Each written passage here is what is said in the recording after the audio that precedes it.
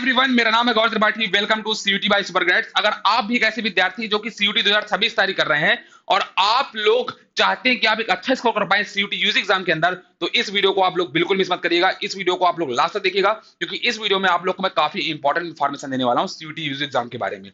तो अगर मैं बात करूं इस वीडियो में हम लोग क्या डिस्कस करने वाले हैं, तो हम लोग इस वीडियो में बात करने वाले हैं कि क्या क्या एक्सपेक्टेड चेंजेस हो सकते हैं गैर सेशन के अंदर सीयूटी यूजी एग्जाम 2026 के अंदर। यानी 2026 का अगर आप एग्जाम दे रहे हैं तो उसके अंदर क्या गैट के अंदर चेंजेस एक्सेप्ट किए जा सकते हैं, एक्सपेक्ट किए जा सकते हैं, जो कि आपको देखने को मिलेंगे। अगर मैं बात करूं तो हम लोगों ने 2022 से 2025 तक देखा है कि एनटीए ने काफी ज्यादा चेंजेस करे हैं गैट सेक्शन के अंदर, या पूरे हर डोमेन सब्जेक्ट के अंदर। डोमेन सब्जेक्ट बात करूं या इंग्लिश लैंग्वेज की बात करूं या बात करूं मैं गैट सेक्शन के अंदर, काफी सारे आपको चेंजेस देखने को मिले। तो उन्हीं का एनालिसिस करते हुए ये वीडियो हम आपके लिए लाए हैं, जिसके अंदर हम आपको बताने वाले हैं कि आप लोग गैट सेक्शन के अंदर क्या चेंजेस एक्सपेक्ट कर सकते हैं। तो चलिए इस वीडियो को स्टार्ट करते हैं। तो आपको बता दो सबसे पहले कि सीयूटी यूजी एग्जाम जो आपका होता है, मेनली इसके 3 सेक्शन होते हैं। पहला आपका होता है लैंग्वेज सेक्शन। सॉरी, एक मिनट, मुझे सिलेक्ट कर लीजिए अपना।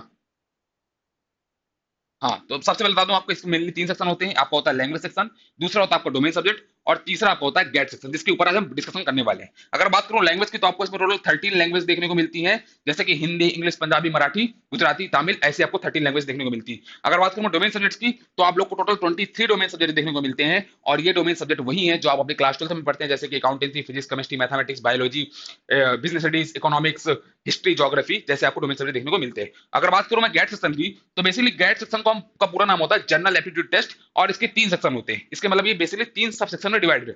पहला है आपका लॉजिकल रीजनिंग, दूसरा है आपका क्वांटिटेटिव एप्टीट्यूड, और तीसरा आपका जीके एंड करंट अफेयर्स, यानी general knowledge and current affairs. तो बेसिकली इसको 3 सब सेक्शन में डिवाइड किया गया है। तो आप जब गैट सेक्शन की प्रिपरेशन करेंगे तो इन 3 सब सेक्शन पर फोकस करते हुए अपनी प्रिपरेशन को आगे बढ़ाएंगे। चलिए आगे बढ़ते हैं।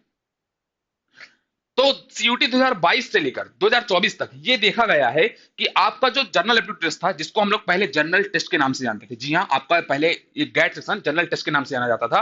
तो ये आपका जो एग्जाम था इजी टू मॉडरेट लेवल का रहा था, यानी आप लोग के जो तीनों सेक्शंस थे ये इजी टू मॉडरेट लेवल के थे। लेकिन जब आई सीयूटी 2025 की बारी, यानी पिछले इस साल जो एग्जाम हुआ सीयूटी 2025 का, जब आई इसकी बारी, तो ये आप लोग को देखा गया कि आपका जो गैट सेक्शन था वो मॉडरेट टू डिफिकल्ट लेवल का देखा गया। जी हाँ, अगर मैं बात करूं गैट सेक्शन की, तो वो आपको मॉडरेट टू डिफिकल्ट देखने को मिला। और तो इसलिए एक्सपेक्ट किया जा रहा है कि सीयूटी 2026 जो है वो डिफिकल्टी साइड पे हो सकता है, यानी थोड़ा सा जो एग्जाम है सीयूटी का 2026 का, उसमें जो गैट सेक्शन रहने वाला है वो थोड़ा सा डिफिकल्ट साइड रहने वाला है, ऐसा एक्सपेक्ट किया जा रहा है। अगर हम आगे बढ़े, तो अगर आप लोग भी एक ऐसे विद्यार्थी हैं जो कि सीयूटी 2026 तैयारी कर रहे हैं, और आप लोग को बहुत सारे डाउट्स आ रहे हैं प्रिपरेशन में कि कैसे यार इसको बोर्ड साथ मैनेज करना है, कैसे एक अच्छा स्कोर किया जाता है सीयूटी एग्जाम के अंदर, कैसे हम लोग मतलब सॉरी कौन कौन से टॉप यूनिवर्सिटी है जिनको हम टारगेट कर सकते हैं इस एग्जाम के थ्रू, आपको ऐसे बहुत सारे डाउट्स आ रहे होंगे। सॉरी, आपको ऐसे बहुत सारे डाउट्स आ रहे होंगे जो कि बहुत लाजमी। तो आप लोग कुछ नहीं कर सकते, आप लोग कर सकते हैं सिर्फ एक मेंटोरी सेशन बुक कर सकते हैं, जिसकी आपको जो लिंक है आपको डिस्क्रिप्शन में और पिन कमेंट्स में मिल जाएगी। आप जाइएगा, उसको क्लिक कीजिएगा, उसके सामने आपको फॉर्म ओपन होगा, उस फॉर्म में अपनी सारी डिटेल फिल कर दीजिएगा, और हमारी टीम जो है आपसे विद इन 24 आवर्स कनेक्ट करेगी और आपके जितने भी डाउट्स हैं related to CUET and board, सारे डाउट्स आपके सॉल्व कर देगी। सॉरी, आज थोड़ी सी जबान स्लिप हो रही है। आगे बढ़ते हैं। तो अगर हम बात करें सीयूटी 2025 की, तो गैट सेक्शन के अंदर बहुत सारे ऐसे चेंजेस हैं जो देखने को मिले हैं सीयूटी 2025 में। स्टूडेंट्स के भी हम पॉइंट ऑफ व्यू से बात करेंगे यहाँ पे। अगर बात करूं तो क्वांटिटेटिव जो थी, आपका जो क्यूए सेक्शन था, यानी क्वांटिटेटिव एप्टीट्यूड, आपका ये सेक्शन जिसके अंदर आप लोग को अर्थमेटिक अलजेब्रा जैसे टॉपिक्स देखने को मिलते हैं, तो ये जो था कैलकुलेटिव था, वो भी हैवी भाई साहब, और साथ में टाइम कंज्यूमिंग भी था। इसका मतलब क्या, मतलब जब आप अर्थमेटिक सेक्शन में जाएंगे, इसके जो आपका क्वांटिटेटिव है, इसके अंदर आप अगर अर्थमेटिक क्वेश्चन देखेंगे, जैसे कि परसेंटेज हो गया, प्रॉफिट लॉस हो गया, सिंपल इंटरेस्ट, कंपाउंड इंटरेस्ट हो गया, आपका टाइम एंड वर्क हो गया, टाइम स्पीड डिस्टेंस हो गया, एवरेजेस हो गया, मिक्सर एलिगेशन हो गया, या डेटा इंटरप्रिटेशन हो गया, डीआई जिसे हम लोग बोलते हैं, उसके अंदर आप लोग को जो कैलकुलेशन थी वो थोड़ी ज्यादा देखने को मिली। बच्चों को थोड़ा ज्यादा टाइम लग रहा था चीजों को कैलकुलेट करने में, आंसर निकालने में, और टाइम कंज्यूमिंग भी था, यानी आपको क्वेश्चन काफी लेंदी थे, आप लोग को सॉल्व करने में काफी टाइम लग रहा था। और आपको जैसा पता होगा कि जो स्टूडेंट ने, जो एनटीए ने बेसिकली एक रूल इंट्रोड्यूस करा था, जिसके अंडर अब आप लोग को 50 आउट ऑफ 50 क्वेश्चंस अटेंड करने हैं इन 60 मिनट्स।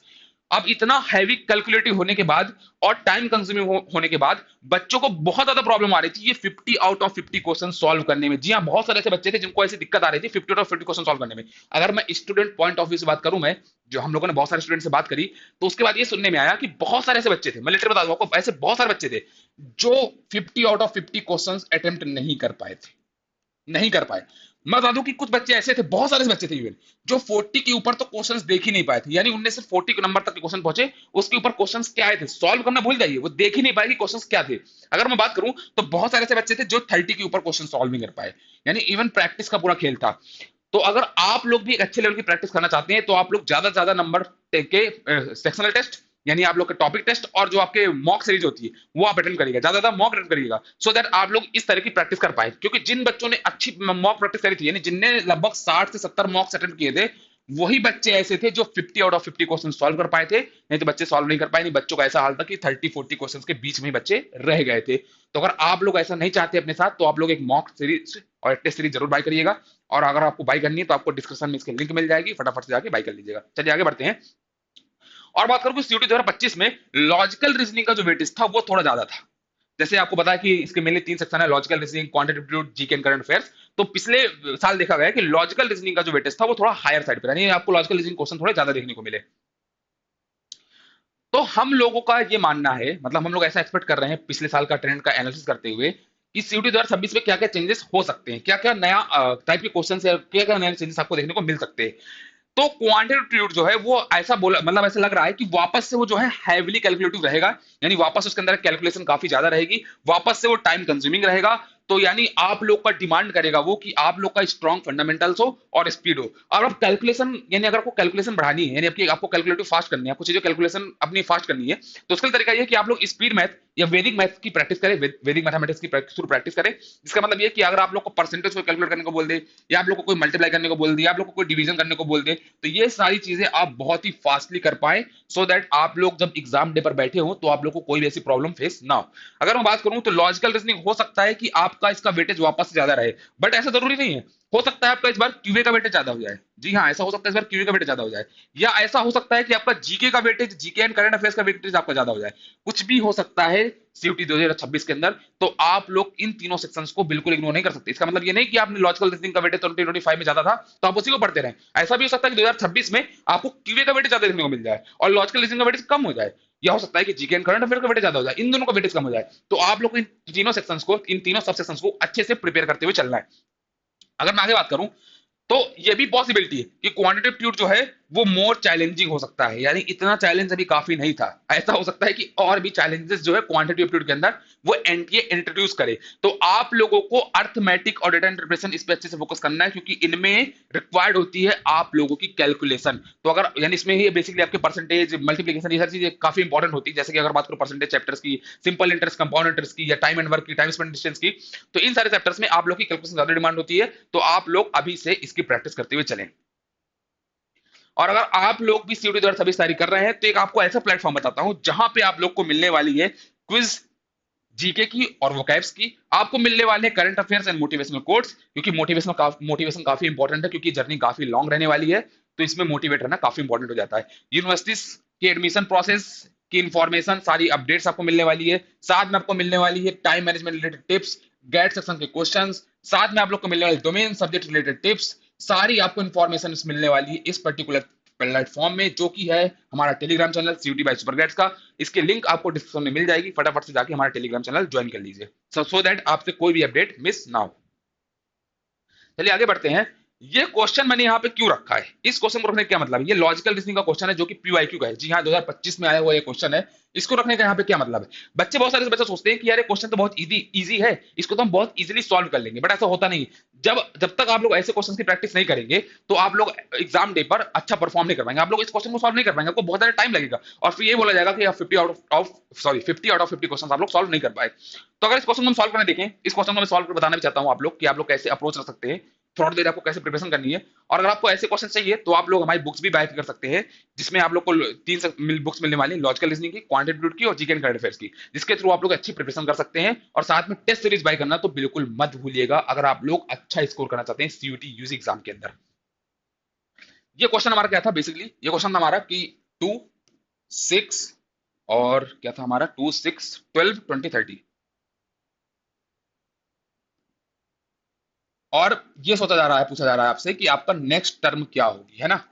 अब देखिए, अगर आपने ऐसे क्वेश्चन की प्रैक्टिस नहीं करी तो पता क्या होगा, बच्चा सोचेगा कि पहले एक काम करते हैं, यहाँ पे 3 का मल्टीप्लाई करते हैं, अरे यार तो ठीक है 6 हो जाएगा, यानी 2 में 3 का मल्टीप्लाई करेंगे 6 हो जाएगा। लेकिन फिर जब वो यहाँ पे 3 का मल्टीप्लाई करने आएगा तो ये तो 18 आ जाएगा, जबकि यहाँ पे तो लिखा हुआ है 12। यानी हमने ये जो आइडेंटिफाई करी ये सीरीज हमारी गलत थी। अगर मैं अगला तरीका बच्चा क्या लगाएगा, चलो ठीक है, इसमें हम एक काम करते हैं, इन दोनों में अगर हम 4 ऐड कर दें तो हमारा 6 हो जाएगा। लेकिन अगर हम यहाँ पे 4 ऐड करते हैं तो आप लोग का फिर तो नहीं हो रहा है। क्यों क्यों नहीं हो रहा भाई, देखिए ना आप, अगर आप यहाँ पे 4 ऐड करेंगे तो यहाँ पे तो 6 4 10 हो जाएगा, लेकिन यहाँ पे आपको 12 आ रहा है, यानी ये भी पैटर्न आइडेंटिफाई नहीं हो पाया। बच्चे ऐसे ही टाइम लगाते रहते हैं। तो आप लोगों को क्या करना है बेसिकली, फटाफट से ऐसे ही अगर आप क्वेश्चन प्रैक्टिस कर रखेंगे पहले से, तो आप लोग तुरंत सीरीज आइडेंटिफाई कर पाएंगे। मैंने क्या देखा कि अगर मैं 6 माइनस 2 कर दूं तो 4 आ रहा है। अगर मैंने 12 माइनस 6 कर दिया तो यहाँ पे 6 आ रहा है। अगर मैंने 20 माइनस 12 कर दिया, 20 माइनस 12 कर दिया तो यहाँ पे 8 आ रहा है। और अगर मैंने यहाँ पे 30 माइनस 20 कर दिया तो यहाँ पे आपका आ रहा है 10। मैंने क्या किया बेसिकली, एक ये सेकंड नंबर वाले नंबर को और एक प्रीवियस नंबर को, यानी first number second minus first, यानी एक टर्म उसके, मतलब जैसे फर्स्ट टर्म हो गई तो सेकंड टर्म, यानी n plus one term minus n, ऐसा मैंने किया है। यानी अगर मैं n इक्वल टू 1 से स्टार्ट करूंगा, n इक्वल टू अगर मैं 1 से स्टार्ट करूंगा तो पहले ये 1 थी, तो 2 माइनस 1 यानी 2 माइनस सेकंड नंबर के टर्म जो कि 6 है माइनस फर्स्ट नंबर के टर्म। तो ऐसा मैंने कुछ दिमाग लगाया यहाँ पे। तो मैंने देखा कि ये क्या हो रहा है, ये 4 ये 6 ये 8 ये 10, यानी यहां पर भी +2 हुआ, यहां पर भी +2 हुआ और यहां पर भी +2 हुआ। यानी इसके बाद जो नंबर आएगा उसमें भी +2 होगा, क्योंकि ये तो कॉन्सिक्यूटिव सीरीज बन रही है। तो यानी यहां पे आपका आएगा 12। यानी इसका मतलब ये हुआ कि इसके बाद जो नंबर आएगा उसका और इसका डिफरेंस कितना होना चाहिए, 12 होना चाहिए। तो यानी अगर मैं बेसिकली इस नंबर में 12 ऐड कर दूं तो वही आपका नंबर होगा, यानी क्या होगा 42। तो इसका आपका राइट आंसर क्या हो गया 42। तो अगर आपने ऐसे क्वेश्चन की प्रैक्टिस कर रखी है, तो मैं तो समझा रहा था इसलिए टाइम लगा, नहीं ऐसे क्वेश्चन सॉल्व करने में आपको मुश्किल से मुश्किल 30 सेकंड टू 45 सेकंड्स ही लगेंगे। मैंने 45 सेकंड ज्यादा बोल दिया, इवन इस क्वेश्चन सॉल्व करने में मात्र आपको लगेंगे 15 से 30 सेकंड। अगर आप इतनी स्पीड लाएंगे तभी आप एक अच्छा स्कोर कर पाएंगे सीयूटी यूजी एग्जाम के अंदर।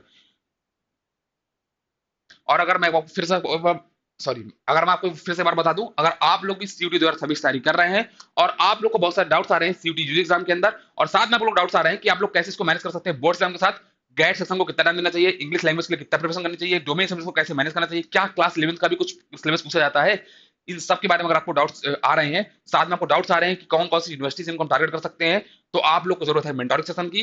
आप लोग कुछ नहीं करना, आप लोग को डिस्क्रिप्शन में और पिन कमेंट में एक लिंक मिल जाएगी, उसमें क्लिक कीजिएगा, एक फॉर्म ओपन होगा, उसमें अपनी सारी डिटेल्स फिल कर दिएगा और हमारी टीम आपसे विदिन 24 आवर्स कंप्लीट करेगी और आपके जितने भी डाउट्स हैं सारे सॉल्व कर देगी। और हाँ, ऐसे इन्फॉर्मेटिव वीडियोस के लिए हमारे चैनल को सब्सक्राइब करना मत भूलिएगा। मिलते हैं नेक्स्ट वीडियो में किसी और इन्फॉर्मेटिव वीडियोस के साथ, किसी और अच्छी अपडेट के साथ, किसी और अच्छी इन्फॉर्मेशन के साथ। तब तक के लिए सब्सक्राइब कर लीजिएगा सीयूटी बाय सुपर ग्रेड्स को। चलिए गुड बाय।